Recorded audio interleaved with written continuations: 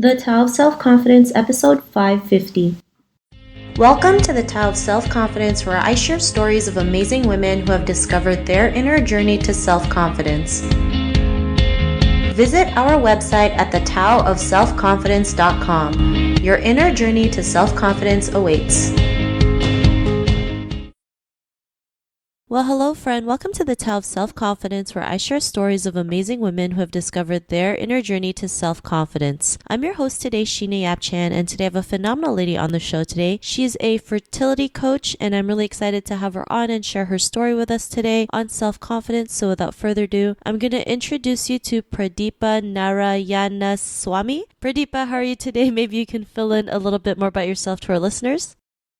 Hi, Sheena. Good morning. I am so grateful to be here and thank you so much for this opportunity. Yeah, absolutely. I am a fertility coach and my mission is pretty simple and straightforward. My mission is to really help women, men, and couples in fertility journey suck less. Thanks for sharing that. And Pradeepa, what's your cultural background? So I'm originally from India. To be more specific, I'm from South India, from a city called Madurai. It's really famous for a very beautiful and ancient temple called Meenakshi Temple. That's where I was born. I was raised in South India for pretty much all my life until I finished my college, and I was working there for a year in information technology. And then in 2000, I met my husband. We saw each other and we really liked each other. So we decided to get married. So later part of 2000, we got married and I moved here to the States. Ever since 2000, I've been living here in the States. Right now, I live in the Dallas-Fort Worth Metroplex from the great state of Texas. Thanks for sharing that. And what would be your favorite self-confidence quote? So this is something, I have read a lot of self-confidence quotes, but one of the quotes that really resonated with me is, no one can make you feel inferior without your consent. That's from Eleanor Roosevelt. And that's one of my favorite self-confidence quote.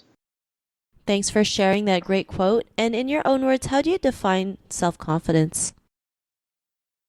So to me, this is how I define self-confidence. If I wanted to give you a metaphor, like let's say if you're invited for a very elite fashion gala, you are that person who shows up very comfortable on your own skin with no makeup. That's how I define self-confident. So being authentic to yourself, being comfortable in your own skin, and owning yourself in any and all circumstances. Thanks for sharing that great definition. And what was your life like before your discovery of self-confidence? So I'll share a little bit of story. I became a fertility coach. You introduced me as a fertility coach, and I shared my mission statement. But I haven't really told why I became a fertility coach. It's all because of my personal struggles and pain with infertility, and I struggled with infertility for 8+ years, and with all sorts of fertility treatments, 3 miscarriages, 3 failed IUIs, which is Intra Uterine Inseminations, and 8 back-to-back failed IVFs, which is In Vitro Fertilization. So these are all different fertility treatments that are available for people going through infertility. So IVF is the golden standard, and for me, I tried 8 times, and that's like it's a lot. It's a lot for somebody to take on their body with regards to the physical self, with regards to the emotional self, mental self, and spiritual self. Nothing worked for me, and my life, to put it in very simple terms, really sucked during that time. Relationships sucked. My relationship with my partner sucked. My relationship with my friends and family really sucked. I was faking at work like everything is all right, where I was really dying internally. I felt so desperate, lonely, ashamed, jealous for other people going through, like they're having their baby showers and birthday parties. That's the emotion that I would never admit back then. But I am admitting back, no, I was jealous, not in a mean way, but like, oh, why not me? Like, why everybody around me seems to be an easy thing for them to get pregnant and have a baby? Why not me, right? There's a sense of inadequacy and so much confusion. I totally lacked clarity in my life. I really didn't know where I was going forward with this journey. It's as if, somebody is wearing glasses, and if you smear Vaseline on your glasses, And no matter how hard you try to remove this Vaseline, that's how, like the Vaseline is not going away. And that's how my life was.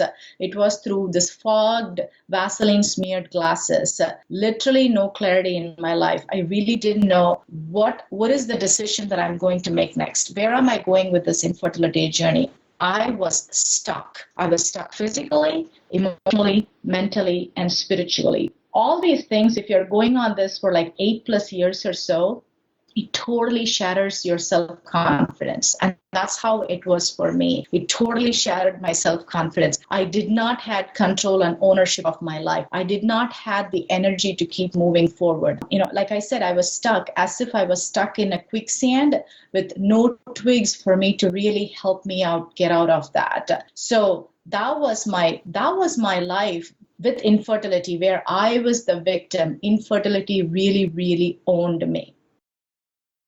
Thanks for sharing that. And I know, going through those is really is difficult. I mean, like you mentioned, it wears you out emotionally, physically, but it's amazing that you kept going. And what was that point in your life when you realized, like you can just go out there and be yourself and reclaim your life again? What was like that aha moment? After I was going through, this is what I said was 8+ years of all these different treatments and struggles.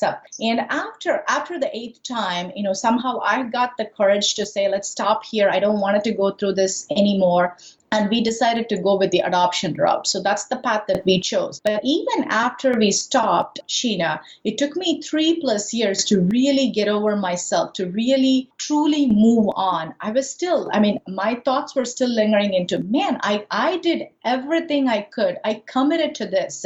It's not like I gave up after the first try or the second try. I went on and on and on. I was so optimistic about this. I gave everything to this fertility treatments. Yet, there was no success in this, right? So it took me 3 years to really get over that fact and truly, truly move on with that, move on with my life.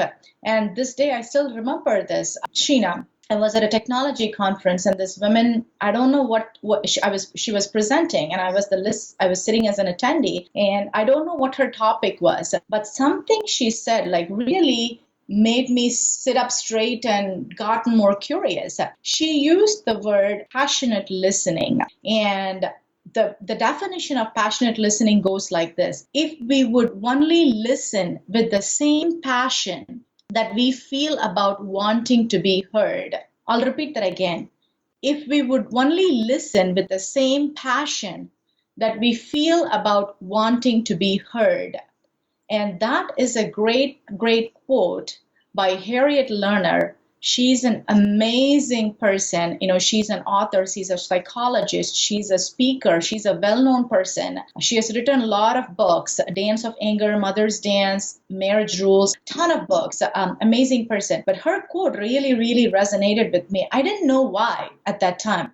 Why does this quote speak to me? But later that night, I was reflecting. I was in Chicago, by the way, during this conference. I was away from home. So in my hotel room, I was just reflecting back on the day and reflecting on this quote, like, why did this passionate listening really talk to me, really resonated with me? And suddenly, I started tearing up quite a bit, and my pillows are starting to get really wet. And it has everything to do with my infertility journey. When I was going through infertility, it's such a lonely journey. And I've always felt like, boy, I really need somebody to just talk to, who can relate to my struggles and all my struggles and the suckiness that I have with infertility. So that's why, the passionate listening, if they don't judge me, somebody who don't sympathize with me, just listen to me, just be there for me. Don't offer me any advice or tips or anything, just be there, right? That's why that passionate listening quote really, really spoke to me.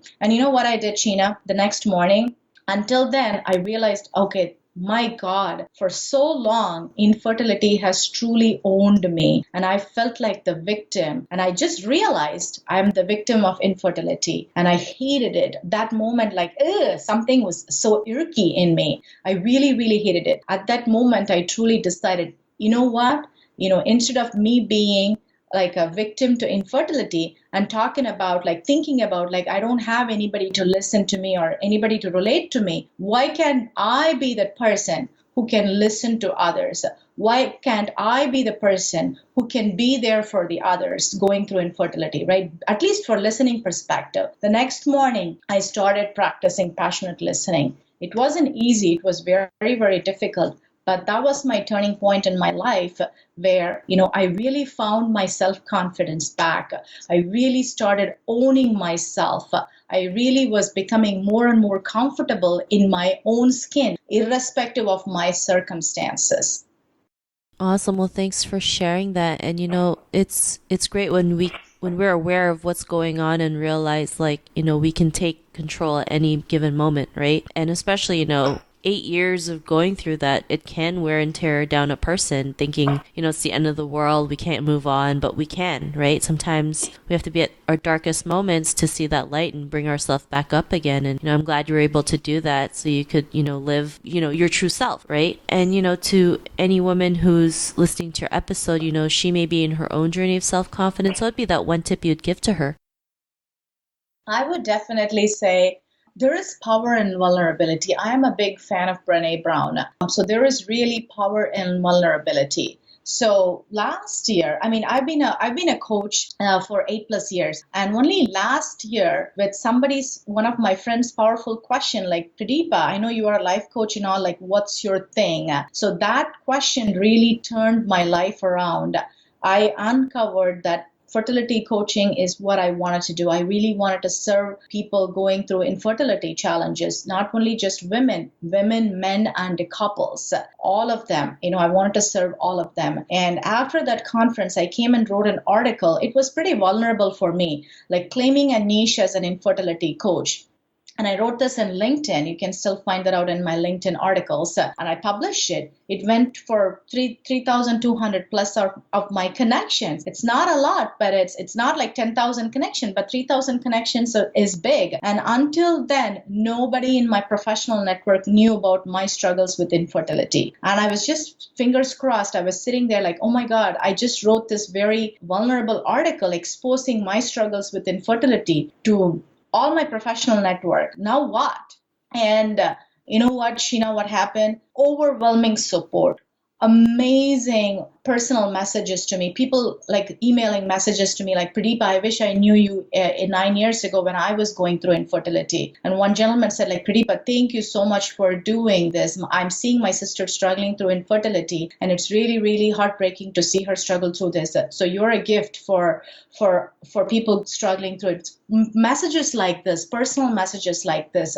There I knew it, Sheena. It's not about me anymore. It's about the people that I'm set to serve in this world.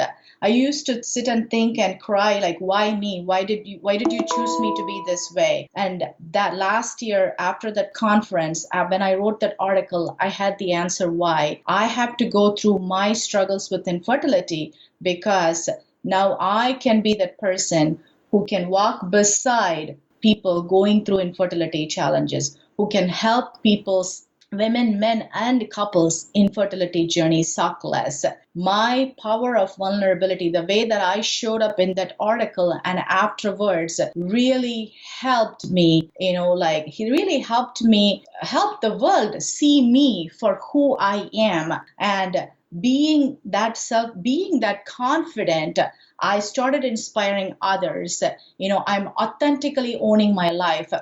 Everything in my life, people know about it, and people know about my purpose. And because of me owning my life and authentically owning my infertility, I have uncovered my life purpose, and I'm truly moving towards my life purpose and serving others who are struggling with infertility. So my advice to all the listeners with regards to your self-confidence, own yourself. There is power in vulnerability. That's how I became who I am today, the inspirer, the leader, the person that a lot of people are looking at and saying like, wow, that is awesome. I'm not sharing it, or I'm not saying it because I like that spotlight. I am sharing it because the power of vulnerability led me here where I am talking to all of you today. Awesome. Well, thanks for sharing those tips. And if our listeners wanted to get to know a little bit more about you and what you do, is there any links or social media profiles we can connect with? Yeah, absolutely. Everything is in my website. It's www.lives,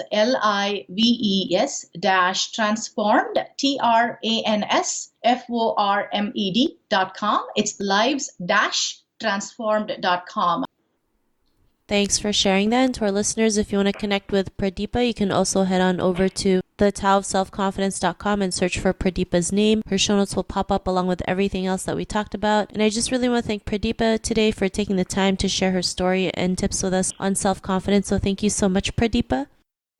Thank you so much, Tina. I really appreciate the opportunity. Not a problem. It was really great having you on the show. And to our listeners, be on the lookout for another new episode of another amazing woman's journey to self-confidence. And we'll talk to you soon. Bye for now. Thank you for tuning in to another amazing episode of the Tao of Self-Confidence. Want to learn how you can use podcasting to market your business? Download your free report by visiting our website at thetowofselfconfidence.com. Your inner journey to self-confidence awaits.